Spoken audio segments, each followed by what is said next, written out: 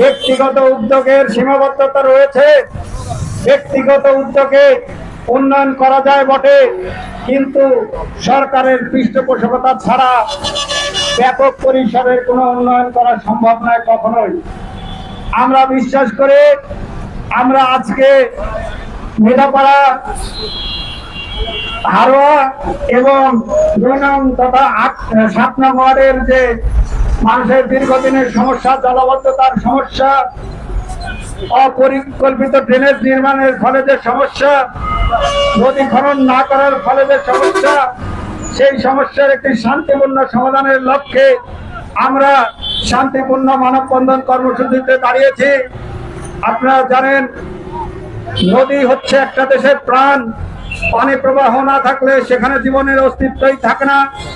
সেই ক্ষেত্রে বনপাড়া পৌরসভা, যেটা প্রথম শ্রেণীর পৌরসভা এবং শহর, সেই শহরকে বাসযোগ্য করে রাখতে হলে অবশ্যই এই শহরের নদী খনন করতে হবে, পানি এবং পয় নিষ্কাশনের ব্যবস্থা করতে হবে, অপরিকল্পিত ড্রেন যেগুলো আছে সেগুলো সংস্কার করতে হবে এবং যেহেতু প্রথম শ্রেণীর পৌরসভা, সেহেতু মাস্টার প্ল্যান গ্রহণ করে এই পৌরসভাতে কিভাবে পানি প্রবাহ এবং ড্রেনেজ সিস্টেম করলে মানুষ উপকৃত হবে এবং জনগণের জানমাল এবং ফসলের ক্ষতি হবে না, সেই বিষয়টা আমি পৌর প্রশাসক মহোদয়ের দৃষ্টি আকর্ষণ করছি। সেই সঙ্গে প্রশাসনের দৃষ্টি আকর্ষণ করছি, আমরা যদি আশু ব্যবস্থা না পাই, আজকের এই শান্তিপূর্ণ কর্মসূচি পরবর্তীতে আরো কঠোর কর্মসূচি দিতে বাধ্য হব।